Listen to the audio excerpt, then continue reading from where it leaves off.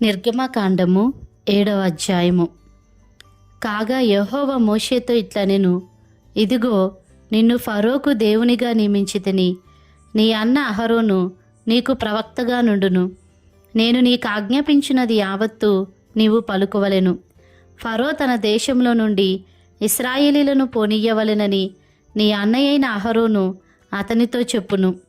అయితే నేను ఫరో హృదయమును కఠినపరిచి ఐగుప్తు దేశములో నా సూచక క్రియలను నా మహత్కార్యములను విస్తరింపచేసేదను.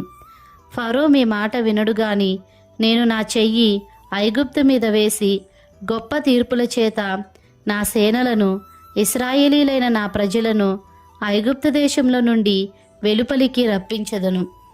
నేను ఐగుప్తు మీద నా చెయ్యి చాపి ఇశ్రాయేలీలను వారి మధ్య నుండి రప్పింపగానే నేను యెహోవానని ఐగుప్తీయులు తెలుసుకొందురనెను. మోషే అహరోనులు యెహోవా తమకు ఆజ్ఞాపించినట్లు చేసిరి, అలాగుననే చేసిరి. వారు ఫరోతో మాట్లాడినప్పుడు మోషేకు 80 ఏండ్లు, అహరోనుకు 83 ఏండ్లు. మరియు యెహోవా మోషే అహరోనులతో ఇట్లనెను, ఫరో మీ శక్తి చూపుటకై ఒక మహత్కార్యము కనుపరచుడని మీతో చెప్పునప్పుడు నీవు అహరోనును చూచి నీ కర్రను పట్టుకొని ఫరో ఎదుట దాన్ని పడవేయుమనుము, అది సర్పమగును. కాబట్టి మోషే అహరోనులు ఫరో యొద్దకు వెళ్ళి యెహోవా తమకు ఆజ్ఞాపించినట్లు చేసిరి. అహరోను ఫరో ఎదుటను అతని సేవకుల ఎదుటను తన కర్రను పడవేయగానే అది సర్పమాయెను. అప్పుడు ఫరో తన విద్వాంసులను మంత్రజ్ఞులను పిలిపించెను. ఐగుప్తు శకునగాండ్రు కూడా తమ మంత్రముల చేత అలాగే చేసిరి. వారిలో ప్రతివాడును తన కర్రను పడవేసినప్పుడు అది సర్పమాయను గాని అహరోను కర్ర వారి కర్రలను మృంగివేయగా యెహోవా చెప్పినట్టు ఫరో హృదయము కఠినమాయను గనుక అతడు వారి మాట వినకపోయెను. తరువాత యెహోవా మోషేతో ఇట్లనెను, ఫరో హృదయము కఠినమైనది, అతడు ఈ ప్రజలను పోనీయనొల్లడాయెను. ప్రొద్దున నీవు ఫరో యొద్దకు వెళ్ళుము. ఇదిగో అతడు ఏటి దరికి పోవును. నీవు అతనిని ఎదుర్కొనుటకు ఏటి ఒడ్డున నిలిచి పాముగా చేయబడిన కర్రను చేతపట్టుకొని అతని చూచి, అరణ్యమందు నన్ను సేవించుటకై నా ప్రజలను పోనిమ్మని ఆజ్ఞాపించుటకు గాను హెబ్రీల దేవుడైన యెహోవా నన్ను నీ యొద్దకు పంపెను. నీవు ఇదివరకు వినకపోతివి. కాగా యెహోవా ఆజ్ఞ ఏదనగా నేను యెహోవానని దీని బట్టి నీవు తెలుసుకొందువని యెహోవా చెప్పుచున్నాడు. ఇదిగో నా చేతిలోనున్న ఈ కర్రతో నేను ఏటి నీటిని కొట్టుదును, అది రక్తముగా మార్చబడును. ఏటిలోని చేపలు చచ్చును, ఏరు కంపు కొట్టును. ఏటి నీళ్లు త్రాగుటకు ఐగుప్తీయులు అసహ్యపడుదురని చెప్పుమనెను. మరియు యెహోవా మోషేతో ఇట్లనెను, నీవు అహరోనుతో నీ కర్రను పట్టుకొని ఐగుప్తు జలముల మీద అనగా వారి నదుల మీదను వారి కాలువల మీదను వారి చెరువుల మీదను వారి నీటి గుంటలన్నిటి మీదను నీ చెయ్యి చాపము, అవి రక్తమగును. ఐగుప్తు దేశమందంతటను మ్రాను పాత్రలతోనూ రాతి పాత్రలతోనూ రక్తము ఉండునని అతనితో చెప్పుమనెను. యెహోవా ఆజ్ఞాపించినట్లు మోషే అహరోనులు చేసిరి. అతడు ఫరో ఎదుటను అతని సేవకుల ఎదుటను తన కర్రను పైకెత్తి ఏటి నీళ్లను కొట్టగా ఏటి నీళ్ళన్నీ రక్తముగా మార్చబడెను. ఏటిలోని చేపలు చచ్చెను, ఏరు కంపు కొట్టెను. ఐగుప్తీయులు ఏటి నీళ్లు త్రాగలేకపోయిరి. ఐగుప్తు దేశమందంతటా రక్తము ఉండెను. ఐగుప్తు శకునగాండ్రు కూడా తమ మంత్రముల వలన అట్లు చేయగా యెహోవా చెప్పినట్టు ఫరో హృదయము కఠినమాయెను. అతడు మోషే అహరోనుల మాట వినకపోయెను. జరిగిన దానిని మనస్సున పెట్టక ఫరో తిరిగి తన ఇంటికి వెళ్ళెను. అయితే ఐగుప్తీయులందరూ ఏటి నీళ్లు త్రాగలేక త్రాగునీళ్ల కొరకు ఏటి ప్రక్కలను త్రవ్విరి. నిర్గమకాండము 8వ అధ్యాయము. యెహోవా ఏటిని కొట్టి 7 దినములైన తరువాత యెహోవా మోషేతో ఇట్లనెను, నీవు ఫరో యొద్దకు వెళ్ళి అతనితో నన్ను సేవించుటకు నా జనులను పోనిమ్ము. నీవు వారిని పోనీయనొల్లని ఎడల ఇదిగో నేను నీ పొలిమేరలన్నిటినీ కప్పల చేత బాధించెదను. ఏటిలో కప్పలు విస్తారముగా పుట్టును. అవి నీ ఇంట నీ పడక గదిలోనికి నీ మంచము మీదికి నీ సేవకుల ఇండ్లలోనికి, నీ జనుల మీదికిని, నీ పొయ్యిలలోనికిని, నీ పిండి పిసుకు తొట్లలోనికి ఎక్కి వచ్చును. ఆ కప్పలు నీ మీదికి, నీ జనుల మీదికి, నీ సేవకుల అందరి మీదికి వచ్చునని యెహోవా సెలవిచ్చుచున్నాడని చెప్పుమనెను. మరియు యెహోవా మోషేతో ఇట్లనెను, నీవు అహరోనును చూచి నీ కర్ర పట్టుకొని ఏటి పాయల మీదను, కాలువల మీదను, చెరువుల మీదను నీ చెయ్యి చాపి ఐగుప్తు దేశం మీదికి కప్పలను రాజేయమని అతనితో చెప్పుమనగా, అహరోను ఐగుప్తు జలముల మీద తన చెయ్యి చాపెను. అప్పుడు కప్పలు ఎక్కి వచ్చి ఐగుప్తు దేశమును కప్పెను. శకునగాండ్రు కూడా తమ మంత్రముల వలన అలాగు చేసి ఐగుప్తు దేశం మీదికి కప్పలను రాజేసిరి.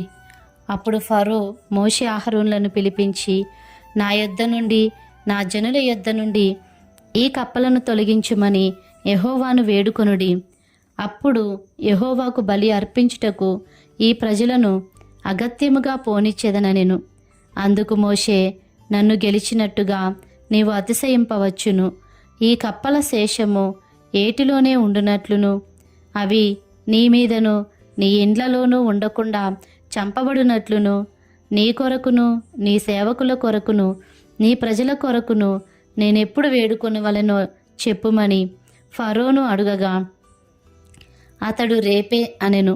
అందుకతడు, మా దేవుడైన యెహోవా వంటి వారెవరునూ లేరు అని నీవు తెలుసుకొనున్నట్లు నీ మాట చొప్పున జరుగును అనగా, కప్పలు నీ యొద్ద నుండియు, నీ ఇండ్లలో నుండియు, నీ సేవకుల యొద్ద నుండియు, నీ ప్రజల యొద్ద నుండియు తొలగిపోవును, అవి ఏటిలోనే ఉండుననెను. మోషే అహరోనులు ఫరో యొద్ద నుండి బయలు వెళ్ళినప్పుడు యెహోవా ఫరో మీదికి రాజేసిన కప్పల విషయంలో మోషే అతని కొరకు మొరపెట్టగా, యెహోవా మోషే మాట చొప్పున చేసెను గనుక ఇండ్లలోనేమి, వెలుపలనేమి, పొలములలోనేమి కప్పలు ఉండకుండా చచ్చిపోయెను. జనులు వాటిని కుప్పలుగా చేసినప్పుడు భూమి కంపుకొట్టెను. ఫరో ఉపశమనము కలుగుట చూచి యెహోవా సెలవిచ్చినట్టు తన హృదయమును కఠినపరుచుకొని వారి మాట వినకపోయెను. అందుకు యెహోవా మోషేతో, నీవు నీ కర్రను చాపి ఈ దేశపు ధూళిని కొట్టుము, అది ఐగుప్తు దేశం అందంతటను పేలగునని అహరోనుతో చెప్పుమనగా, వారు అట్లు చేసిరి. అహరోను తన కర్రను పట్టుకొని చెయ్యి చాపి ఆ దేశపు ధూళిని కొట్టినప్పుడు పేలు మనుషుల మీదను జంతువుల మీదను ఉండెను. ఐగుప్తు దేశం అందంతటను ఆ దేశపు ధూళి అంతయు పేలాయెను. శకునగాండ్రు కూడా పేలను పుట్టించవలెనని తమ మంత్రముల చేత అట్లు చేసిరి గాని అది వారి వలన కాకపోయెను. పేలు మనుషుల మీదను జంతువుల మీదను ఉండగా శకునగాండ్రు ఇది దైవశక్తి అని ఫరోతో చెప్పిరి. అయితే యెహోవా చెప్పినట్టు ఫరో హృదయము కఠినమాయెను, అతడు వారి మాట వినకపోయెను. కాబట్టి యెహోవా మోషేతో, నీవు ప్రొద్దున లేచి ఫరో ఎదుట నిలువుము, ఇదిగో అతడు ఏటి యొద్దకు పోవును, నీవు అతని చూచి నన్ను సేవించుటకు నా ప్రజలను పోనిమ్ము, నీవు నా ప్రజలను పోనీయని ఎడల చూడుము, నేను నీ మీదికిని, నీ సేవకుల మీదికిని, నీ ప్రజల మీదికిని, నీ ఇండ్లలోనికి ఈగల గుంపులను పంపెదను. ఐగుప్తీయుల ఇండ్లును వారున్న ప్రదేశమును ఈగల గుంపులతో నిండియుండును. మరియు భూలోకములో నేనే యెహోవాను అని నీవు తెలుసుకొనున్నట్లు ఆ దినమున నేను నా ప్రజలు నివసించుచున్న గోషేను దేశమును వినాయించెదను. అక్కడ ఈగల గుంపులుండవు. నా ప్రజలను నీ ప్రజల నుండి ప్రత్యేకపరచెదను. రేపు ఈ సూచక క్రియ జరుగునని యెహోవా సెలవిచ్చినట్టు నీవు చెప్పవలెననెను. యెహోవా అలాగు చేసెను. బాధకరమైన ఈగల గుంపులు ఫరో ఇంటిలోనికి, అతని సేవకుల ఇండ్లలోనికి వచ్చి ఐగుప్తు దేశమంతటా వ్యాపించెను. ఆ దేశము ఈగల గుంపుల వలన చెడిపోయెను. అప్పుడు ఫరో మోషే అహరోనులను పిలిపించి, మీరు వెళ్ళి ఈ దేశములో మీ దేవునికి బలి అర్పించుడని వారితో చెప్పగా, మోషే, అట్లు చేయతగదు, మా దేవుడైన యెహోవాకు మేము అర్పించవలసిన బలి ఐగుప్తీయులకు హేయము. ఇదిగో మేము ఐగుప్తీయులకు హేయమైన బలిని వారి కనుల ఎదుట అర్పించినెడలా వారు మమ్ము రాళ్లతో కొట్టి చంపుదురు కదా. మేము అరణ్యంలోనికి 3 దినముల ప్రయాణమంత దూరము పోయి మా దేవుడైన యెహోవా మాకు సెలవిచ్చినట్లు ఆయనకు బలినర్పించుదుమనెను. అందుకు ఫరో, మీరు అరణ్యములో మీ దేవుడైన యెహోవాకు బలినర్పించుటకు మిమ్మును పోనిచ్చెదను గాని దూరము పోవద్దు, మరియు నా కొరకు వేడుకొనుడనెను. అందుకు మోషే, నేను నీ యొద్ద నుండి వెళ్ళి రేపు ఈగల గుంపులు ఫరో యొద్ద నుండి అతని సేవకుల యొద్ద నుండి అతని జనుల యొద్ద నుండి తొలగిపోవున్నట్లు యెహోవాను వేడుకొందును గాని యెహోవాకు బలి అర్పించుటకు ఫరో జనులను పోనీయక ఇకను వంచన చేయకూడదని చెప్పి ఫరో యొద్ద నుండి బయలువెళ్ళి యెహోవాను వేడుకొనెను. యెహోవా మోషే మాట చొప్పున చేయగా ఈగల గుంపులు ఫరో యొద్ద నుండి అతని సేవకుల యొద్ద నుండి అతని ప్రజల యొద్ద నుండి తొలగిపోయెను, ఒక్కటి అయినను నిలవలేదు. అయితే ఫరో ఆ సమయమున కూడా తన హృదయంను కఠినపరుచుకొని జనులను పోనీయడాయెను. నిర్గమకాండము 9వ అధ్యాయము. తరువాత యెహోవా మోషేతో ఇట్లనెను, నీవు ఫరో యొద్దకు వెళ్ళి నన్ను సేవించుటకు నా ప్రజలను పోనిమ్ము. నీవు వారిని పోనీయనొల్లక ఇంకనూ వారిని నిర్బంధించిన ఎడల ఇదిగో యెహోవా బాహుబలము పొలంలోనున్న నీ పశువుల మీదికిని నీ గుర్రముల మీదికిని గాడిదల మీదికిని ఒంటెల మీదికిని ఎద్దుల మీదికిని గొర్రెల మీదికిని వచ్చును. మిక్కిలి బాధకరమైన తెగులు కలుగును. అయితే యెహోవా ఇశ్రాయేలీల పశువులను ఐగుప్తు పశువులను వేరుపరచును. ఇశ్రాయేలీలకున్న వాటన్నిటిలో ఒక్కటైనను చావదని హెబ్రీయుల దేవుడగు యెహోవా సెలవిచ్చుచున్నాడని అతనితో చెప్పుమనెను. మరియు యెహోవా కాలము నిర్ణయించి రేపు యెహోవా ఈ దేశములో ఆ కార్యము జరిగించుననెను. మరునాడు యెహోవా ఆ కార్యము చేయగా ఐగుప్తీయుల పశువులన్నీ చచ్చెను గాని ఇశ్రాయేలీల పశువులలో ఒకటియూ చావలేదు. ఫరో ఆ సంగతి తెలుసుకొని పంపినప్పుడు ఇశ్రాయేలు పశువులలో ఒకటియూ చావలేదు. అయినను అప్పటికినీ ఫరో హృదయము కఠినమైనందున జనులను పంపకపోయెను. కాగా యెహోవా, మీరు మీ పిడికిళ్ళ నిండా ఆవపు బుగ్గి తీసుకొనుడి. మోషే ఫరో కన్నుల ఎదుట ఆకాశము వైపు దాని చల్లవలెను. అప్పుడు అది ఐగుప్తు దేశం అంతటా సన్నపు ధూళి అయి ఐగుప్తు దేశం అంతటను మనుష్యుల మీదను జంతువుల మీదను పొక్కు దద్దురులగునని మోషే అహరోనులతో చెప్పెను. కాబట్టి వారు ఆవపు బుగ్గి తీసుకొని వచ్చి ఫరో ఎదుట నిలిచిరి. మోషే ఆకాశము వైపు దాని చల్లగానే అది మనుషులకును జంతువులకును పొక్కు దద్దురులాయెను. ఆ దద్దురుల వలన శకునగాండ్రు మోషే ఎదుట నిలవలేకపోయిరి. ఆ దద్దురులు శకునగాండ్రకును ఐగుప్తీయులందరికీ పుట్టెను. అయినను యెహోవా మోషేతో చెప్పినట్లు యెహోవా ఫరో హృదయమును కఠినపరిచెను. అతడు వారి మాట వినకపోయెను. తరువాత యెహోవా మోషేతో ఇట్లనెను, హెబ్రీల దేవుడైన యెహోవా ఈలాగు సెలవిచ్చుచున్నాడు, నీవు తెల్లవారగానే లేచిపోయి ఫరో ఎదుట నిలిచి నన్ను సేవించుటకు నా జనులను పోనిమ్ము. సమస్త భూమిలో నా వంటి వారెవరునూ లేరని నీవు తెలుసుకొనవలెనని ఈసారి నేను నా తెగుళ్ళన్నీయు నీ హృదయం నొచ్చినంతగా నీ సేవకుల మీదికిని నీ ప్రజల మీదికిని పంపెదను. భూమి మీద నుండకుండా నీవు నశించిపోవున్నట్లు నేను నా చెయ్యి చాపియుంటినేని నిన్నును నీ జనులను తెగులుతో కొట్టివేసియుందును. నా బలమును నీకు చూపునట్లును భూలోకమందంతటా నా నామము ప్రచురము చేయనట్లును ఇందుకే నేను నిన్ను నియమించితిని. నీవు ఇంకనూ నా ప్రజలను పోనీయనొల్లక వారి మీద అతిశయపడుచున్నావు. ఇదిగో రేపు ఈ వేళను నేను మిక్కిలి బాధకరమైన వడగండ్లను కురిపించెదను. ఐగుప్తు రాజ్యము స్థాపించిన దినము మొదలుకొని ఇదివరకు అందులో అట్టి వడగండ్లు పడలేదు. కాబట్టి నీవు ఇప్పుడు పంపి నీ పశువులను పొలములలో నీకు కలిగినది యావత్తును త్వరగా భద్రము చేయుము.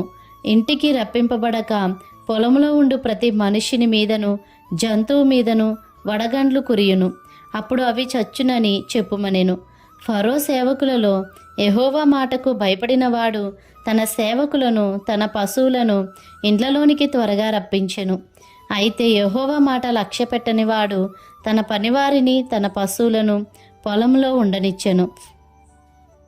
యెహోవా, నీ చెయ్యి ఆకాశము వైపు చూపుము, ఐగుప్తు దేశమందలి మనుషుల మీదను జంతువుల మీదను పొలముల కూరలన్నిటి మీదను వడగండ్లు ఐగుప్తు దేశమంతటా పడునని మోషేతో చెప్పెను. మోషే తన కర్రను ఆకాశము వైపు ఎత్తినప్పుడు యెహోవా ఉరుములను వడగండ్లను కలుగజేయగా పిడుగులు భూమి మీద పడుచుండెను. యెహోవా ఐగుప్తు దేశం మీద వడగండ్లు కురిపించెను. అలాగు వడగండ్లును వడగండ్లతో కలిసిన పిడుగులును బహుబలమైన వాయను. ఐగుప్తు దేశం అందంతటను అది రాజ్యమైనది మొదలుకొని ఎన్నడూనూ అట్టివి కలుగలేదు. ఆ వడగండ్లు ఐగుప్తు దేశం అందంతటా మనుషులనేమి జంతువులనేమి బయటనున్నది యావత్తును నశింపచేసెను. వడగండ్లు పొలంలోని ప్రతి కూరను చెడగొట్టెను, పొలంలోని ప్రతి చెట్టును విరగ్గొట్టెను. అయితే ఇశ్రాయేలీలున్న గోషెను దేశములో మాత్రము వడగండ్లు పడలేదు. ఇది చూడగా ఫరో మోషే అహరోనులను పిలువనంపి, నేను ఈసారి పాపం చేసి ఉన్నాను. యెహోవా న్యాయవంతుడు, నేనును నా జనులను దుర్మార్గులము. ఇంత మట్టుకు చాలును. ఇకను బ్రహ్మాండమైన ఉరుములు వడగండ్లు రాకుండానట్లు యెహోవాను వేడుకొనుడి. మిమ్మును పోనిచ్చెదను, మిమ్మును ఇకను నిలుపనని వారితో చెప్పగా, మోషే అతని చూచి, నేను ఈ పట్టణం నుండి బయలు వెళ్ళగానే నా చేతులు యెహోవా వైపు ఎత్తెదను. ఈ ఉరుములు మానును, ఈ వడగండ్లును ఇక మీదట పడవు. అందువలన భూమి యెహోవాదని నీకు తెలియబడును. అయినను నీవును నీ సేవకులను ఇకను దేవుడైన యెహోవాకు భయపడాలని నాకు తెలిసి ఉన్నదనెను. అప్పుడు జనుప చెట్లు పువ్వులు పూసెను. యవల చేలు వెన్నులు వేసినవి గనుక జనుప యవల చేలు చెడగొట్టబడిను గాని గోధుమలు మిరప మొలకలు ఎదుగనందున అవి చెడగొట్టబడలేదు. మోషే ఫరోను విడిచి ఆ పట్టణం నుండి బయలువెళ్ళి యెహోవా వైపు తన చేతులు ఎత్తినప్పుడు ఆ ఉరుములను వడగండ్లను నిలిచిపోయెను. వర్షము భూమి మీద కురియుట మానెను. అయితే ఫరో వర్షమును వడగండ్లను ఉరుములను నిలిచిపోవుట చూచి అతడును అతని సేవకులను ఇంకము పాపము చేయిచు తమ హృదయములను కఠినపరుచుకొనిరి. యెహోవా మోషే ద్వారా పలికినట్టు ఫరో హృదయము కఠినమాయెను. అతడు ఇశ్రాయేలీలను పోనీయకపోయెను.